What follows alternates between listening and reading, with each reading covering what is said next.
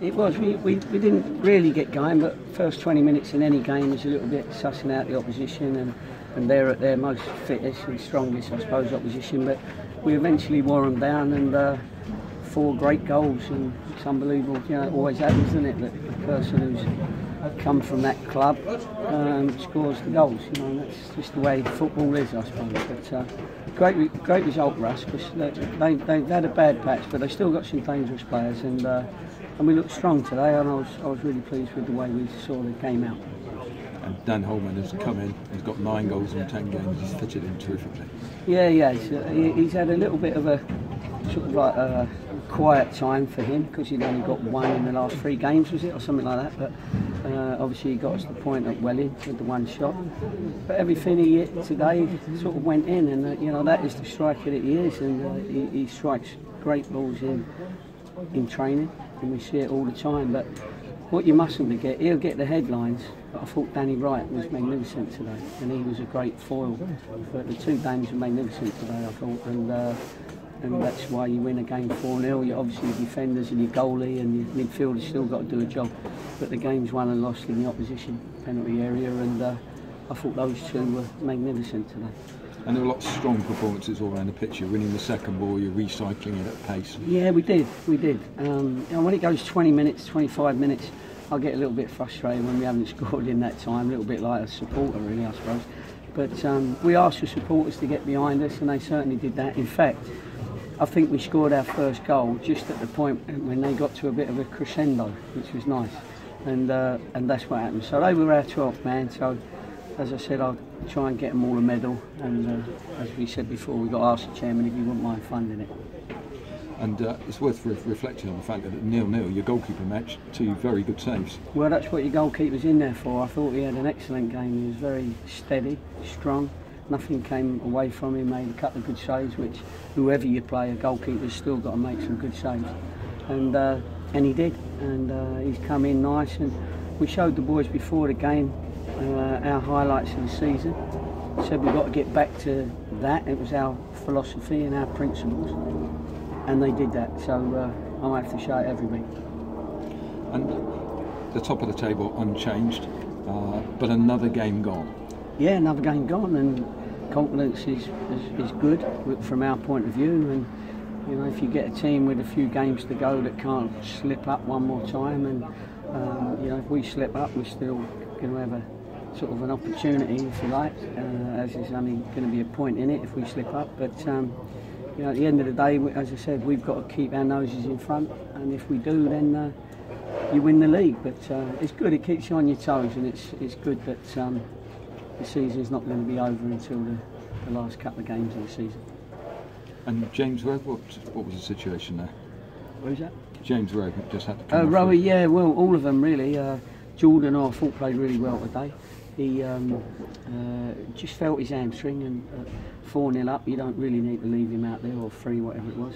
And then Rowe had worked very hard. You can see how hard it is to get through the ground at the minute. Some of them boys have played quite a few games, Saturday games, and they were feeling it today because we watered the pitch, so that sort of been knelt with cramp and all that. And Rowe just had a bit of cramp, so we took him off. And in terms of the boost it gives everyone, back to your best and 3 points. Yeah, and 4 goals is always nice for our supporters. 3 at one end, was it, or 2 at one end?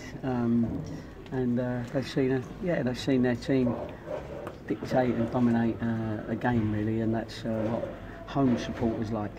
Gary, thank you very much. Thank you. We appreciate that 12th man as well. Yeah, there was a lot of talk, I believe, in the dressing room after last week about getting back to that kind of performance. It's nice to see that come through. Yeah, there was a couple of meetings, and it was really getting the boys to dig deep, remind them of what they've done previously. That's what we did before the game with a video, and how good they are and why they are top of the league. And if you can replicate that today, then the game's yours. But you've got to put in the work rate, because videos don't show you the work rate when you show the highlights. So if we put in the highlight with that sort of passion to score a goal, you win games at this level. And I'm pleased that we've got that win, because we didn't want it too long before.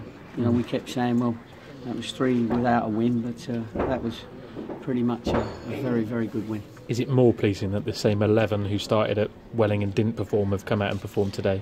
Well, you know, in my experience, I have to take chances sometimes, and I played the same team. Some people might think, well, perhaps some needed to be dropped, but I asked them to bring, you know, put in another 25% in affecting the game, and so I had to play the team that I asked to do that, and give them that opportunity. And now all of a sudden you've got everybody buzzing because they've all been part of showing that if they did raise it 25%, and they did, that's what can happen, and you can demoralise an opposition, and I'm pleased that I gave them all that opportunity.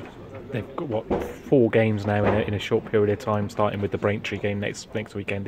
That is the real crunch time of the season, isn't it? Well, that's why we're going to need our squad. That's why, you know, I've been taking people off and putting people on, not leaving them out there to see if they can last, you know, when they've got a little strain and that. You know, we've got to try and get Pelly fit enough, Morgs fit enough. We've got to get Dickie back if we can. We've got to get Dates fit. You know, we need all these players now. The others we're not going to get fit, you know, in a short space of time. Downsy and Dylan and people like that. But we'll have enough when the ones that need to come back do come back pretty soon, and that'll give us a decent squad to go into the last few games with. When do you think Dickie would be back? A chance for next weekend? Well, he's here again, isn't he? You know, yeah. He's here. Him and Dylan, you can't give him away. No, it's fantastic. Well, credit to them, and they want to be part of something they was a massive part of. Yeah. That's why, you know, that's what we do, and that's why the team has done so well, because they've got that affinity with the club, with the players, with the manager, with the supporters, you know, and all that. So that's why, you know, they keep coming back on that bungee rope. Can't get rid of them.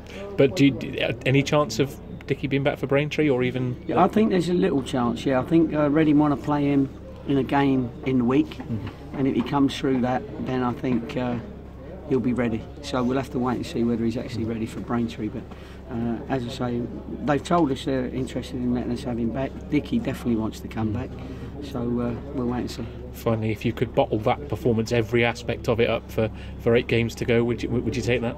You'd definitely take that, wouldn't you?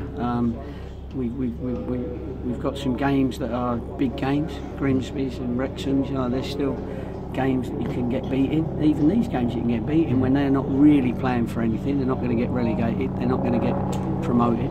And so sometimes them teams, as they showed in the first 20 minutes, they can get out there and just enjoy themselves. But once a goal goes in, then they haven't quite got the same spirit. But we've got teams that are still playing for something coming up, and we've got to make sure that, in fact, that's the Braintree manager scouting.